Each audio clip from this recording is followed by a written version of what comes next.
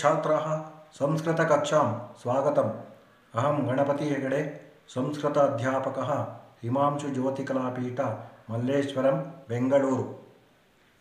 अद्य अहं तृतीयभाषा संस्कृतम् अष्टमकक्षा षष्ठः पाठः संख्या इति बोधयामि।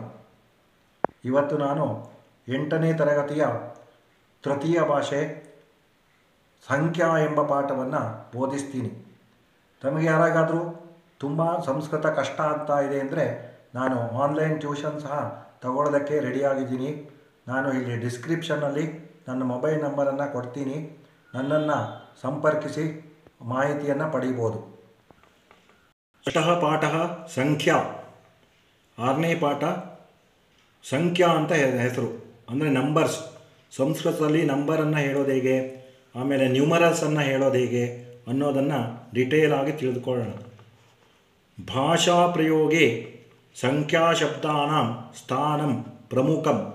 ಭಾಷಾ ಪ್ರಯೋಗದಲ್ಲಿ ಸಂಖ್ಯೆ ಮತ್ತು ಸಂಖ್ಯಾಶಬ್ದಗಳು, ಒಂದು ಇವಾಗ ಏಕಂ ದ್ವೇ ತ್ರೀಣಿ ಅಂತ ಬರುತ್ತೆ, ಚತ್ವಾರಿ, ಈ ಥರ ಸಂಖ್ಯಾಶಬ್ದಗಳ ಸ್ಥಾನವು ತುಂಬ ಪ್ರಮುಖವಾಗಿದೆ.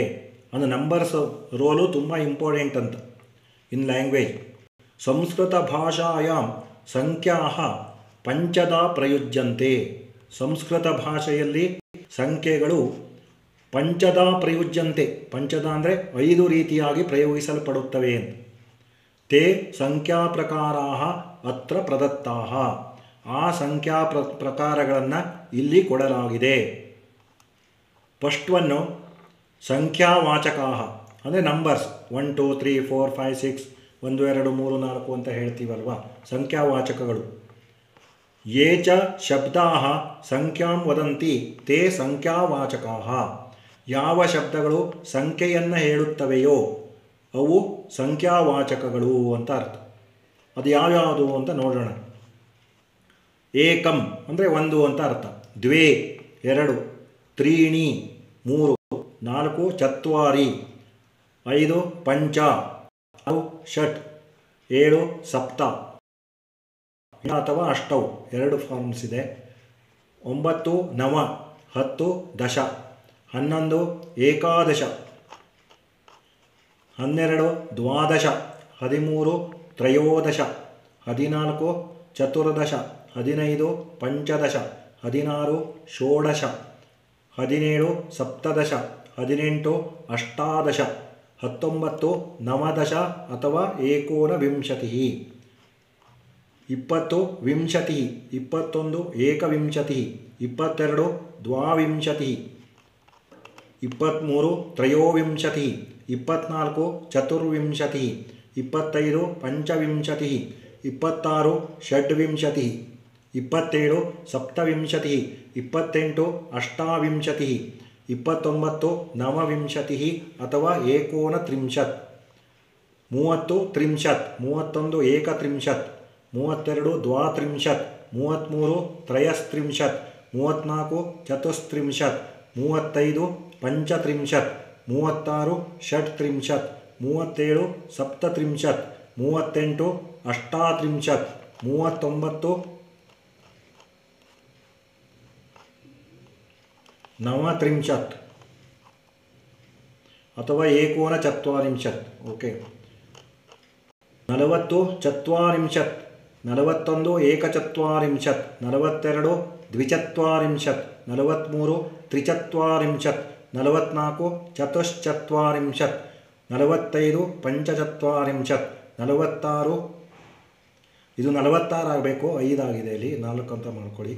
ಷಟ್ಚತ್ವಾರಿಂಶತ್, 47 ಸಪ್ತಚತ್ವಾರಿಂಶತ್, 48 ಅಷ್ಟಚತ್ವಾರಿಂಶತ್, 49 ನವಚತ್ವಾರಿಂಶತ್ ಅಥವಾ ಏಕೋನ ಪಂಚಾಶತ್, 50 ಪಂಚಾಶತ್, 51 ಇಲ್ಲಿ 50 ಆದಮೇಲೆ 50ರಿಂದ 60 ಕೊಟ್ಟಿಲ್ಲ, 59ರವರೆಗೆ ಕೊಟ್ಟಿಲ್ಲ, ಅದನ್ನು ನಾನು ಹೇಳ್ತೀನಿ. 60 ಷಷ್ಠಿಃ, 70 ಸಪ್ತತಿಃ, 80 ಅಶೀತಿಃ, 90 ನವತಿಃ, 100ಗೆ ಶತಂ ಅಂತ ಹೇಳ್ತೀವಿ. ಸೊ 50ರಿಂದ 59 ಇಲ್ಲಿ ಕೊಟ್ಟಿಲ್ವಲ್ವಾ, ನಾನು ಹೇಳ್ತೀನಿ. ಏಕಪಂಚಾಶತ್, ದ್ವಿಪಂಚಾಶತ್, ತ್ರಿಪಂಚಾಶತ್, ಚತುಷ್ಪಂಚಾಶತ್ ಪಂಚಪಂಚಾಶತ್ ಷಟ್ಪಂಚಾಶತ್ ಸಪ್ತಪಂಚಾಶತ್ ಅಷ್ಟಪಂಚಾಶತ್ ನವಪಂಚಾಶತ್ ಆಮೇಲೆ ಷಷ್ಠಿ ಅಂತ ಬರುತ್ತೆ. ಆಮೇಲೆ ಏಕಷಷ್ಠಿ ದ್ವಿಷಷ್ಠಿ ತ್ರಿಷಷ್ಠಿ ಚತುಷ್ಷಷ್ಠಿ ಪಂಚಷಷ್ಠಿ ಷಷ್ಠಿ ಸಪ್ತಷಷ್ಠಿ ಅಷ್ಟಷಷ್ಠಿ ನವಷಷ್ಠಿ ಸಪ್ತತಿ. ಏಕಸಪ್ತತಿ ದ್ವಿಸಪ್ತತಿ ತ್ರಿಸಪ್ತತಿ ಚತುಸ್ಸಪ್ತತಿ ಪಂಚಸಪ್ತತಿ ಷಟ್ಸಪ್ತತಿ ಸಪ್ತಸಪ್ತತಿ ಅಷ್ಟಸಪ್ತತಿ ನವಸಪ್ತತಿ ಅಶೀತಿ. ಏಕಾಶೀತಿ ದ್ವ್ಯಶೀತಿ ಚತುರಶೀತಿ ಪಂಚಾಶೀತಿ ಷಡಶೀತಿ ಸಪ್ತಾಶೀತಿ ಅಷ್ಟಾಶೀತಿ ನವಾಶೀತಿ ನವತಿ. ಏಕನವತಿ ದ್ವಿನವತಿ ತ್ರಿನವತಿ ಚತುರ್ನವತಿ ಪಂಚನವತಿ ಷಣ್ಣವತಿ ಸಪ್ತನವತಿ ಅಷ್ಟನವತಿ ನವನವತಿ ಶತಂ. ಈ ಥರ ಆಗುತ್ತೆ. ಸೊ ಅವರು 49 50ರವರೆಗೆ ಕೊಟ್ಟು 50 ಆದಮೇಲೆ 60 70 80 90 100 ಈ ಥರ ಕೊಟ್ಟಿದ್ದಾರೆ. ಸೊ ಆ ರೀತಿ ಕಲ್ತ್ಕೊಳ್ಬೇಕು ನಾವು. ಇನ್ನೊಂದು ಸಲ ನಾನು ಎಲ್ಲ ನಂಬರನ್ನು ಓದ್ಬಿಡ್ತೀನಿ. ಏಕಂ ದ್ವೇ ತ್ರೀಣಿ ಚತ್ವಾರಿ ಪಂಚ ಷಟ್ ಸಪ್ತ ಅಷ್ಟ ನವ ದಶ ಏಕಾದಶ ದ್ವಾದಶ ತ್ರಯೋದಶ ಚತುರ್ದಶ ಪಂಚದಶ ಷೋಡಶ ಸಪ್ತದಶ ಅಷ್ಟಾದಶ ನವದಶ ವಿಂಶತಿ. ಏಕವಿಂಶತಿ ದ್ವಾವಿಂಶತಿ ತ್ರಯೋವಿಂಶತಿ ಚತುರ್ವಿಂಶತಿ ಪಂಚವಿಂಶತಿ ಷಡ್ವಿಂಶತಿ ಸಪ್ತವಿಂಶತಿ ಅಷ್ಟಾವಿಂಶತಿ ನವವಿಂಶತಿ ತ್ರಿಂಶತ್. ಏಕತ್ರಿಂಶತ್ ದ್ವಾತ್ರಿಂಶತ್ ತ್ರಯಸ್ತ್ರಿಂಶತ್ ಚತುಸ್ತ್ರಿಂಶತ್ ಪಂಚತ್ರಿಂಶತ್ ಷಟ್ತ್ರಿಂಶತ್ ಸಪ್ತತ್ರಿಂಶತ್ ಅಷ್ಟಾತ್ರಿಂಶತ್ ನವತ್ರಿಂಶತ್ ಚತ್ವಾರಿಂಶತ್. ಏಕಚತ್ವಾರಿಂಶತ್ ದ್ವಿಚತ್ವಾರಿಂಶತ್ ತ್ರಿಚತ್ವಾರಿಂಶತ್ ಚತುಶ್ಚತ್ವಾರಿಂಶತ್ ಪಂಚಚತ್ವಾರಿಂಶತ್ ಷಟ್ಚತ್ವಾರಿಂಶತ್ ಸಪ್ತಚತ್ವಾರಿಂಶತ್ ಅಷ್ಟಚತ್ವಾರಿಂಶತ್ ನವಚತ್ವಾರಿಂಶತ್ ಪಂಚಾಶತ್. ಷಷ್ಠಿ ಅಂದರೆ 60, ಸಪ್ತತಿ 70, ಅಶೀತಿ 80, ನವತಿ 90, ಶತಂ 100. ಇದೆಲ್ಲ 3-4 ಸಲ ಓದ್ಬಿಟ್ಟು 2-3 ಸಲ ಬರೆದು ಪ್ರಾಕ್ಟೀಸ್ ಮಾಡಬೇಕು. ಅಂದರೆ ಓರಲಾಗಿ ಹೇಳಿದ್ರೂ ಸಹ ಬರೆಯುವಾಗ ತುಂಬ ಸ್ಪೆಲ್ಲಿಂಗ್ ಮಿಸ್ಟೇಕ್ಸ್ ಆಗುತ್ತೆ. ನೆಕ್ಸ್ಟ್ 2ನೇ ಪ್ರಕಾರ ಸಂಖ್ಯೆಗಳಲ್ಲಿ ಸಂಖ್ಯೇಯ ವಾಚಕಾಃ. ಹಾಗಂದ್ರೇನು? ಯೇ ಚ ಸಂಖ್ಯಾವಾಚಕಾಃ ಕಮಪಿ ವಸ್ತು ವಿಶೇಷಂ ವದಂತಿ ತೇ ಸಂಖ್ಯೇಯ ವಾಚಕಾಃ. ಏತೆ ತ್ರಿಷು ಲಿಂಗೇಶು ಭವಂತಿ. ಅಂದರೆ 3 ಲಿಂಗಗಳಲ್ಲಿ ಇದು ಬೇರೆ ಬೇರೆ ರೂಪವನ್ನು ಹೊಂದಿರುತ್ತೆ. ಯಾವ ಸಂಖ್ಯಾವಾಚಕಗಳು ಯಾವುದಾದರೂ ವಸ್ತು ವಿಶೇಷವನ್ನು ಹೇಳ್ತಾ ಇದ್ದರೆ, ಅಂದರೆ ಮೊದಲನೇ ಬಾಲಕ, 2ನೇ ಬಾಲಕಿ, 3ನೇ ವಸ್ತು, ಈ ರೀತಿ ಹೇಳುವಾಗ ಅದನ್ನು ಸಂಖ್ಯೇಯ ವಾಚಕ ಅಂತ ಹೇಳ್ತೀವಿ.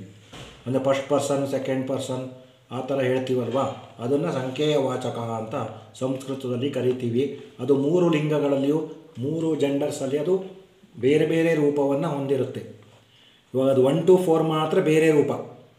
ಆಮೇಲೆ ಪಂಚದಿಂದ ಏನು ಎಲ್ಲ 3 ರೂಪ. ಪಂಚ ಷಟ್ ಸಪ್ತ ಅಷ್ಟ ನವ ಎಲ್ಲ ಸ್ತ್ರೀಲಿಂಗ ನಪುಂಸಕಲಿಂಗದಲ್ಲಿ ಒಂದೇ ರೂಪವನ್ನು ಹೊಂದಿರುತ್ತೆ. ಫಸ್ಟ್ 4 ನಂಬರ್ಸ್ ಮಾತ್ರ ಬೇರೆ ಬೇರೆ ರೂಪ ಜೆಂಡರ್. ಇವಾಗ ಏಕಃ ಅಂದರೆ ಪುಲ್ಲಿಂಗದಲ್ಲಿ ಏಕಃ ಬಾಲಕಃ ಆ ಥರ. ಸ್ತ್ರೀಲಿಂಗದಲ್ಲಿ ಒಬ್ಬಳು ಹುಡುಗಿ ಅಂತ ಹೇಳೋದು ಹೇಗೆ? ಏಕಾ ಬಾಲಿಕಾ ಅಂತ ಹೇಳಬೇಕು. ನಪುಂಸಕಲಿಂಗದಲ್ಲಿ ಏಕಂ ಪುಸ್ತಕಂ ಈ ಥರ ಉಪಯೋಗಿಸ್ತೀವಿ. ಅಂದರೆ ಏಕಃ ಏಕಾ ಏಕಂ. ಏಕಃ ಪುಲ್ಲಿಂಗ, ಏಕಾ ಸ್ತ್ರೀಲಿಂಗ, ಏಕಂ ನಪುಂಸಕಲಿಂಗ. ನೆಕ್ಸ್ಟ್ ವರ್ಡ್ ನಪುಂಸಕಲಿಂಗ ಇದ್ದಾಗ ಏಕಂ ಬರೀಬೇಕು. ಅದೇ ಥರ ದ್ವೌ. ದ್ವೌ ಅಂದರೆ ಪುಲ್ಲಿಂಗ, ದ್ವೌ ಬಾಲಕೌ ಅಂತ ಹೇಳ್ತೀವಿ, ಇಬ್ಬರು ಬಾಲಕರು. ದ್ವೇ ಬಾಲಿಕೆ, ದ್ವೇ ಇದ್ದರೆ ಸ್ತ್ರೀಲಿಂಗ, 2 ಹುಡುಗಿಯರು ಬಾಲಕಿಯರು. ಹಾಗೆಯೇ ನಪುಂಸಕಲಿಂಗ ಆಲ್ಸೋ ದ್ವೇ. ದ್ವೇ ಪುಸ್ತಿಕೆ, ದ್ವೇ ಪುಸ್ತಕೆ, ದ್ವೇ ಪುಷ್ಪೆ ಆ ಥರ. ಅದೇ ಥರ ತ್ರಯಃ. ತ್ರಯಃ ಛಾತ್ರಾಃ, ತಿಸ್ರಃ ಅಧ್ಯಾಪಿಕಾಃ, ತ್ರೀಣಿ ಪುಸ್ತಕಾನಿ ಪುಷ್ಪಾಣಿ ಕಮಲಾನಿ ಆ ಥರ. ಚತ್ವಾರಃ. ಚತ್ವಾರಃ ಬಾಲಕಾಃ, ಚತ್ವಾರಃ ಅಧ್ಯಾಪಕಾಃ, ಚತಸ್ರಃ ಅಧ್ಯಾಪಿಕಾಃ, ಚತಸ್ರಃ ಮಹಿಳಾಃ. ಅದೇ ಥರ ಚತ್ವಾರಿ ಅಂತ ಇದ್ದರೆ ಚತ್ವಾರಿ ವನಾನಿ, ಚತ್ವಾರಿ ಉದ್ಯಾನಾನಿ, ಚತ್ವಾರಿ ಪುಷ್ಪಾಣಿ, ಚತ್ವಾರಿ ಪುಸ್ತಕಾನಿ. ಈ ಥರ according to gender 1 to 4 numbers ಮಾತ್ರ ಬದಲಾವಣೆ ಆಗುತ್ತೆ. ಅದನ್ನು ಸೆಂಟೆನ್ಸ್ ಫಾರ್ಮೇಷನ್ ಮಾಡುವಾಗ ನಮಗೆ ಇದು ತುಂಬ ಹೆಲ್ಪ್ ಆಗುತ್ತೆ. ಹಾಗಾಗಿ ಇದನ್ನು ಬಯಾಟ್ ಮಾಡಿ ಒಂದು 3-4 ಸಲ ಬರೆದು ಪ್ರಾಕ್ಟೀಸ್ ಮಾಡಬೇಕು. ತದನಂತರಂ ಲಿಂಗಭೇದ ನಾಸ್ತಿ, ಅಂದರೆ 4 ಆದಮೇಲೆ ಪಂಚ ಅಂದರೆ 5, ಷಟ್ ಅಂದರೆ 6, ಸಪ್ತ ಅಂದರೆ 7, ಈ ರೀತಿ ಅದು ಪುಲ್ಲಿಂಗ ಸ್ತ್ರೀಲಿಂಗ ನಪುಂಸಕ ಒಂದೇ ರೂಪವನ್ನು ಹೊಂದಿರುತ್ತೆ ನೋಡಿ. ಪಂಚ ಅಂತ ಪುಲ್ಲಿಂಗದಲ್ಲೂ ಪಂಚ, ಸ್ತ್ರೀಲಿಂಗದಲ್ಲೂ ಪಂಚ, ನಪುಂಸಕಲಿಂಗದಲ್ಲೂ ಪಂಚ. ಅಂದರೆ 5 ಆನ್ವರ್ಡ್ಸ್ ಎಲ್ಲ ನಂಬರ್ಸು ಪುಲ್ಲಿಂಗ ಸ್ತ್ರೀಲಿಂಗ ನಪುಂಸಕದಲ್ಲಿ ಬದಲಾವಣೆ ಇಲ್ಲ. ಇವ ಪಂಚ ಬಾಲಿಕಾ ಅಂದರೂ ಸರಿ, ಪಂಚ ಬಾಲಕಾ ಅಂದರೂ ಸರಿ, ಪಂಚ ಪುಸ್ತಕಾನಿ ಅಂದರೂ ಸರಿ. ಅದೇ ಥರ ಷಟ್ ಬಾಲಕಾ, ಷಟ್ ಮಹಿಳಾ, ಷಟ್ ಪುಷ್ಪಾಣಿ ಈ ಥರನೇ ಬರುತ್ತೆ. ಸಪ್ತ ಬಾಲಕಾ, ಸಪ್ತ ಬಾಲಿಕಾ, ಸಪ್ತ ಪುಸ್ತಕಾನಿ ಎಲ್ಲದು ಸೇಮ್. ಉದಾಹರಣ ವಾಕ್ಯಾನಿ, ಅದನ್ನೇ ವಾಕ್ಯ ರೂಪದಲ್ಲಿ ಕೊಟ್ಟಿದ್ದಾರೆ, ನಿಮಗೆ ಕ್ಲಿಯರ್ ಅರ್ಥ ಆಗಲಿ ಅಂತ ಎಕ್ಸಾಂಪಲನ್ನು ಕೊಟ್ಟಿದ್ದಾರೆ. ಪುಲ್ಲಿಂಗದಲ್ಲಿ ಏಕಃ ಬಾಲಕಃ ಅಸ್ತಿ, ಅಂದರೆ ಒಬ್ಬ ಬಾಲಕನು ಇದ್ದಾನೆ. ಏಕಾ ಬಾಲಿಕಾ ಅಸ್ತಿ, ಒಬ್ಬಳು ಹುಡುಗಿಯೂ ಇದ್ದಾಳೆ ನೋಡಿ. ಬಾಲಿಕಾ ಸ್ತ್ರೀಲಿಂಗ, ಅದಕ್ಕೆ ಏಕಾ ಅಂತ ಆಯಿತು. ಇಲ್ಲಿ ಬಾಲಕಃ ಪುಲ್ಲಿಂಗ, ಅದಕ್ಕೆ ಏಕ ಶಬ್ದ ಏಕಃ ಅಂತ ಆಯಿತು. ಏಕಂ ಫಲಂ ಅಸ್ತಿ, ಇಲ್ಲಿ ಫಲಂ ನಪುಂಸಕ ಇರೋದ್ರಿಂದ ಏಕಂ ಫಲಂ ಅಂತ ಆಯಿತು. ಏಕಃ ಫಲಂ ಅಂದರೆ ರಾಂಗು, ಅಥವಾ ಏಕಾ ಫಲಂ ಅಂದರೂ ರಾಂಗ್ ಇರುತ್ತೆ. ದ್ವೌ ಬಾಲಕೌ ಸ್ತಃ, ದ್ವೌ ನೋಡಿ, ಬಾಲಕೌ ಪುಲ್ಲಿಂಗ ಅಲ್ವಾ, ಅದಕ್ಕೆ ದ್ವೌ ಬರುತ್ತೆ. ಬಾಲಿಕೆ ಸ್ತ್ರೀಲಿಂಗ, ಅದಕ್ಕೆ ದ್ವೇ ಬಂದಿದೆ. ಇಬ್ಬರು ಬಾಲಕರು ಇದ್ದಾರೆ, ಇಬ್ಬರು ಬಾಲಕಿಯರಿದ್ದಾರೆ, 2 ಹಣ್ಣುಗಳು ಇವೆ ಅಂತ ಅರ್ಥ. ಅದೇ ಥರ ತ್ರಯಃ ಬಾಲಕಾಃ ಸಂತಿ, ಮೂವರು ಬಾಲಕರು ಇದ್ದಾರೆ. ತಿಸ್ರಃ ಬಾಲಿಕಾಃ ಸಂತಿ ಅಂದರೆ 3 ಬಾಲಕಿಯರು ಇದ್ದಾರೆ. ತ್ರೀಣಿ ಫಲಾನಿ ಸಂತಿ ಅಂದರೆ 3 ಹಣ್ಣುಗಳು ಇವೆ ಅಂತ. ಚತ್ವಾರಃ ಬಾಲಕಾಃ ಸಂತಿ, 4 ಬಾಲಕರಿದ್ದಾರೆ. ಚತಸ್ರಃ ಬಾಲಿಕಾಃ ಸಂತಿ ನೋಡಿ, ಚತ್ವಾರಃ ಚತಸ್ರಃ ಚತ್ವಾರಿ ಅಂತ. ಪುಲ್ಲಿಂಗದಲ್ಲಿ ಚತ್ವಾರಃ, ಸ್ತ್ರೀಲಿಂಗದಲ್ಲಿ ಚತಸ್ರಃ, ಚತ್ವಾರಿ ಬಂದಾಗ ಮುಂದ್ಗಡೆ ನಪುಂಸಕಲಿಂಗ ಇರಬೇಕು. ಅದನ್ನು ಎಕ್ಸಾಂಪಲ್ ಕೊಟ್ಟಿದ್ದಾರೆ. ಅತಃ ಪರಂ ಲಿಂಗಭೇದ ನಾಸ್ತಿ, ಇದಾದ ಮೇಲೆ ಲಿಂಗಭೇದ ಇಲ್ಲ. ಪಂಚಬಾಲಕಾ, ಪಂಚಬಾಲಿಕಾ, ಪಂಚ ಫಲಾನಿ ಅಂತಲೇ ಬರುತ್ತೆ. ಸೊ 1 to 4 ಮಾತ್ರ ಅಕಾರ್ಡಿಂಗ್ ಟು ಜೆಂಡರು ನಂಬರ್ ಕೂಡ ವ್ಯತ್ಯಾಸ ಆಗುತ್ತೆ, ಬೇರೆ ಬೇರೆ ರೂಪವನ್ನು ಹೊಂದಿರುತ್ತೆ ಅಂತ ಅರ್ಥ. ಇವ 3ನೇ ಪ್ರಕಾರ ಸಂಖ್ಯೆಯಲ್ಲಿ ಕ್ರಮವಾಚಕಾಹ ಅಂತ. ಯೇ ಚ ಶಬ್ದಾಃ ಸಂಖ್ಯಾನುಸಾರಂ ಕ್ರಮಂ ವದಂತಿ ತೇ ಕ್ರಮವಾಚಕಾಹ, ಒಂದು ಸಂಖ್ಯೆಗೆ ಅನುಗುಣವಾಗಿ ಒಂದು ಕ್ರಮವನ್ನು ಹೇಳುತ್ತೆ. ಒಂದು ಫಸ್ಟ್ ಬಾಯ್, ಸೆಕೆಂಡ್ ಬಾಯ್, ಅಥವಾ first place, second place, third place ಅಂತೆಲ್ಲ ನಾವು ಸ್ಪೋರ್ಟ್ಸಲ್ಲಿ ಇದರಲ್ಲಿ ಎಲ್ಲ ರ್ಯಾಂಕ್ ಎಲ್ಲ ಕೊಡುವಾಗ ಉಪಯೋಗಿಸ್ತೀವಲ್ವ, ಆ ಥರ. ಏತೇಪಿ ತ್ರಿಷು ಲಿಂಗೇಶು ಭವಂತಿ, ಇವೂ ಸಹ 3 ಲಿಂಗಗಳಲ್ಲೂ ವ್ಯತ್ಯಾಸವನ್ನು ಹೊಂದಿರುತ್ತೆ. ಪುಲ್ಲಿಂಗದಲ್ಲಿ ಪ್ರಥಮಃ ಅಂದರೆ ಫಸ್ಟ್ ಅಂತ ಅರ್ಥ. ಪ್ರಥಮಃ ಬಾಲಕಃ, ಪ್ರಥಮಾ ಬಾಲಿಕಾ, ಪ್ರಥಮಂ ಪುಸ್ತಕಂ ಅಥವಾ ಬಹುಮಾನಂ ಆ ಥರ. ದ್ವಿತೀಯ ಅಂದರೆ 2, ಸೆಕೆಂಡ್ ಅಂತ ಅರ್ಥ ಇದೆ. ಪ್ರಥಮ ಅಂದರೆ ಫಸ್ಟು, ದ್ವಿತೀಯ ಸೆಕೆಂಡು, ತೃತೀಯ ಥರ್ಡು, ಚತುರ್ಥಃ ಫೋರ್ತ್, ಪಂಚಮಃ ಫಿಫ್ತ್, ಆಮೇಲೆ ಷಷ್ಠಃ ಸಿಕ್ಸ್ತ್, ಸಪ್ತಮಃ ಸೆವೆಂತ್, ಅಷ್ಟಮಃ ಏಯ್ತ್, ನವಮಃ ನೈನ್ತ್, ದಶಮಃ 10th, ಏಕಾದಶಃ 11th, ಆಮೇಲೆ ದ್ವಾದಶಃ 12th, ತ್ರಯೋದಶಃ 13th, ಚತುರ್ದಶಃ 14th, ಪಂಚದಶಃ 15th, ಷೋಡಶಃ 16th, ಸಪ್ತದಶಃ 17th, ಅಷ್ಟಾದಶಃ 18th, ನವದಶಃ 19th, ವಿಂಶತಿತಮಃ ಅಂದರೆ 20th. ಈ ಥರ ಅಂದರೆ ಇದು ಪುಲ್ಲಿಂಗ ಸ್ತ್ರೀಲಿಂಗದಲ್ಲಿ ಒಂದು ಸ್ವಲ್ಪ ವ್ಯತ್ಯಾಸ ಆಗುತ್ತೆ ನೋಡಿ. ಪ್ರಥಮಃ, ಪ್ರಥಮಂ. ಪುಲ್ಲಿಂಗ masculine gender, feminine gender, neuter gender. ಅಂದರೆ ಮೊದಲನೆಯವಳು ಮೊದಲನೇದು. ದ್ವಿತೀಯ ದ್ವಿತೀಯಂ, ಎರಡನೆಯವಳು ಎರಡನೇದು ಆ ಥರ.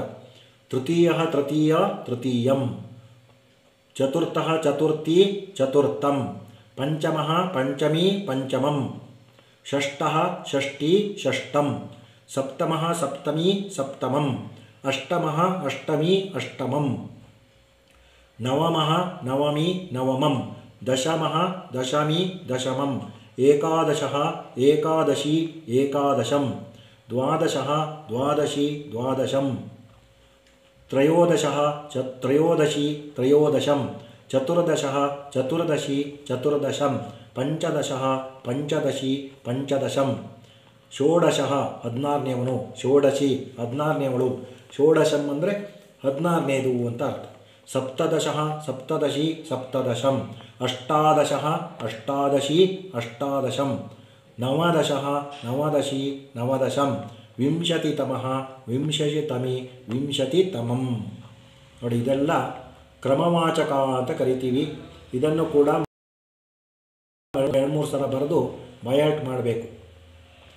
4ನೇ ಪ್ರಕಾರ ಸಮಯವಾಚಕಾಹ ಅಂದರೆ ಸಮಯವನ್ನು, ಸಂಸ್ಕೃತದಲ್ಲಿ ಸಮಯವನ್ನು ಹೇಳೋದು ಹೇಗೆ, ಟೈಮನ್ನು ಹೇಳೋದು ಹೇಗೆ ಅನ್ನೋದನ್ನು ಕೊಟ್ಟಿದ್ದಾರೆ.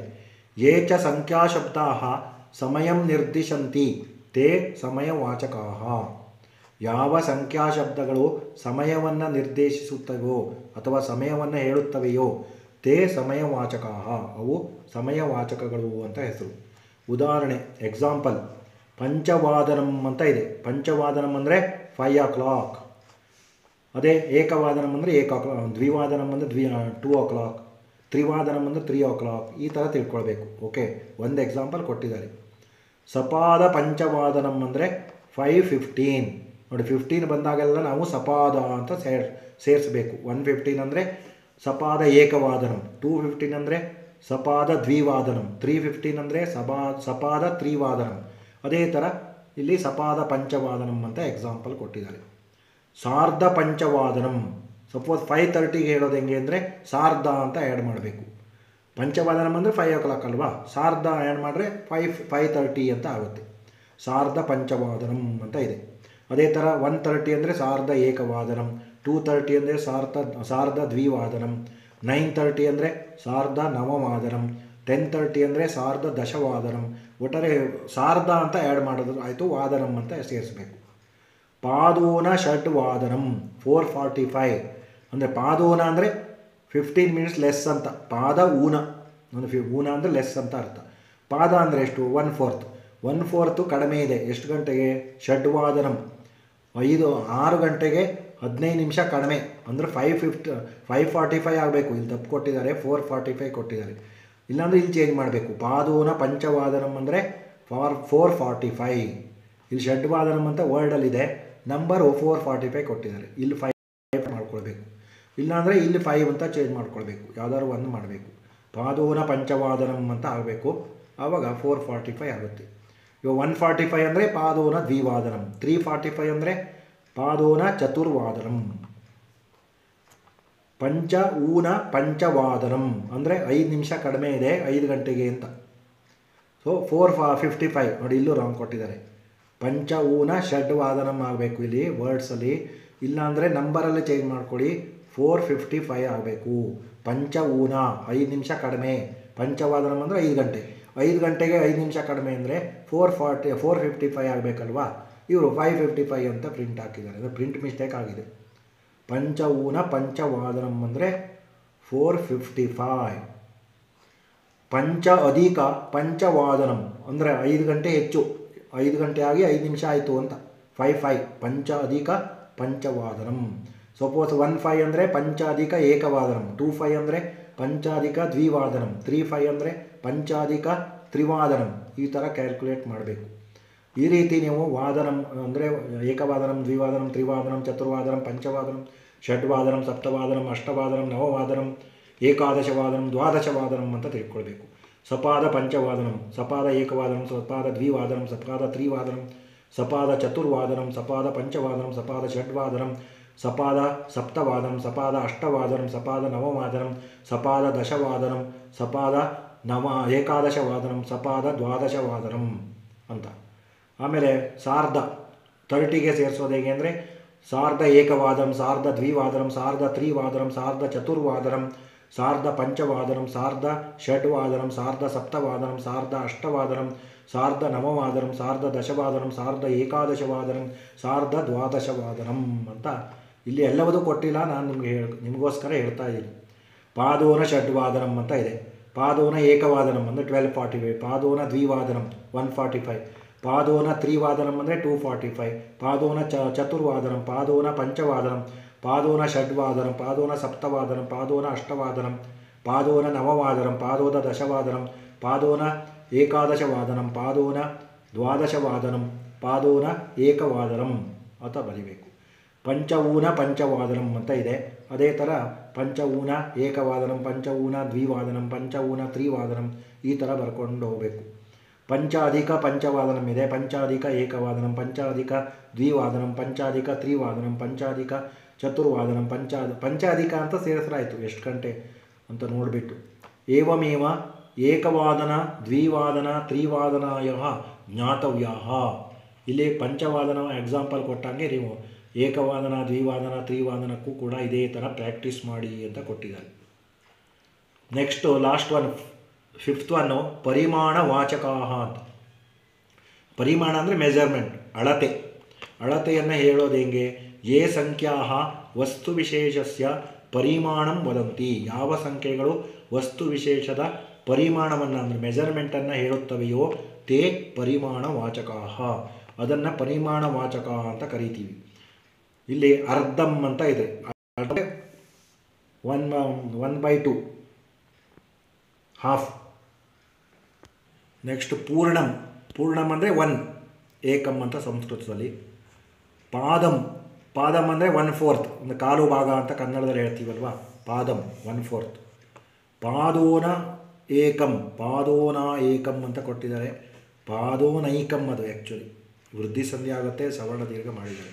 ಪಾದೋನ ಏಕಂ ಅಂತ ಸಪರೇಟ್ ಬರಿಬೋದು. 3/4, ಪಾದೋನ ಏಕಂ ಅಂದರೆ 3/4, ಅದು ಮುಕ್ಕಾಲು ಭಾಗ ಅಂತ ಹೇಳ್ತೀವಲ್ವ ಕನ್ನಡದಲ್ಲಿ ಅದು. ಅದನ್ನು ಇವೆಲ್ಲ ಪರಿಮಾಣ ವಾಚಕ ಅಂದರೆ ಅಳತೆಯನ್ನು ಮೆಜರ್ಮೆಂಟನ್ನು ಹೇಳುತ್ತೆ. ಈ ರೀತಿ ಸಂಖ್ಯೆಗಳಲ್ಲಿ ನಾವು ಪ್ರಮುಖವಾಗಿ 5 ಪ್ರಕಾರಗಳನ್ನು ಕಾಣ್ತೀವಿ. ಆ 5 ಪ್ರಕಾರಗಳನ್ನು ಸಂಸ್ಕೃತದಲ್ಲಿ ಹೇಳೋದು ಹೇಗೆ, ಬರೆಯೋದು ಹೇಗೆ ಅನ್ನೋದನ್ನು ಇಲ್ಲಿ ಡಿಟೇಲ್ ಆಗಿ ಕೊಟ್ಟಿದ್ದಾರೆ. ತಾವೆಲ್ಲ ಅಭ್ಯಾಸ ಮಾಡಬೇಕು, ಚೆನ್ನಾಗಿ ಬರೆದು ಓದಿ ಪ್ರಾಕ್ಟೀಸ್ ಮಾಡಿ. ಏನಾದರೂ ಡೌಟ್ ಇದ್ದರೆ ನಾನು ಡಿಸ್ಕ್ರಿಪ್ಷನ್ ನಂಬರ್ ಹಾಕ್ತೀನಿ, ನೀವು ಕಾಂಟ್ಯಾಕ್ಟ್ ಮಾಡಿ ಕೇಳ್ಬೋದು. ಇನ್ನೂ ನಿಮಗೆ ಟ್ಯೂಷನ್ ಏನಾದರೂ ಬೇಕಾದರೆ ನನ್ನನ್ನು ಕಾಂಟ್ಯಾಕ್ಟ್ ಮಾಡ್ಬೋದು. ಆನ್ಲೈನ್ ಟ್ಯೂಷನ್ ಏನಾದರೂ ಅವಶ್ಯಕತೆ ಇದ್ದರೆ. ಅದ್ಯತನಃ ಸಮಾಪ್ತಃ. ಇನ್ನೇನು ಅರ್ಧವಾರ್ಷಿಕ ಪರೀಕ್ಷೆ ಬರ್ತಾ ಇದೆ, SA1 ಎಕ್ಸಾಮ್ ಹತ್ರ ಬರ್ತಾ ಇದೆ. ಇನ್ನು 5-6 ದಿವಸದಲ್ಲೇ ಪರೀಕ್ಷೆ ಇರೋದ್ರಿಂದ ತಾವೆಲ್ಲ ನನ್ನ ಚಾನಲನ್ನು ಪದೇ ಪದೇ ವೀಕ್ಷಣೆ ಮಾಡಿ, ನಿಮ್ಮ ಫ್ರೆಂಡ್ಸಿಗೂ ಸಹ ನನ್ನ ಯೂಟ್ಯೂಬ್ ಚಾನಲ್ ಲಿಂಕನ್ನು ಶೇರ್ ಮಾಡಿ, ಸಬ್ಸ್ಕ್ರೈಬ್ ಆಗಿ, ಲೈಕ್ ಮಾಡಿ, ಕಾಮೆಂಟ್ಸಲ್ಲಿ ಮಾಡಿ. ಆಮೇಲೆ ಏನಾದರೂ ಡೌಟ್ ಇದ್ದರೆ ನೀವು ಫೋನ್ ಮಾಡಿ ಕೂಡ ತಿಳ್ಕೊಳ್ಬೋದು. ಹಾಗಾಗಿ ಎಲ್ಲರಿಗೂ ಪರೀಕ್ಷೆಯಲ್ಲಿ ಒಳ್ಳೆಯದಾಗಲಿ, ಹೆಚ್ಚು ಅಂಕಗಳನ್ನು ಪಡೀರಿ. All the best. ಶುಭಂ ಭವತು.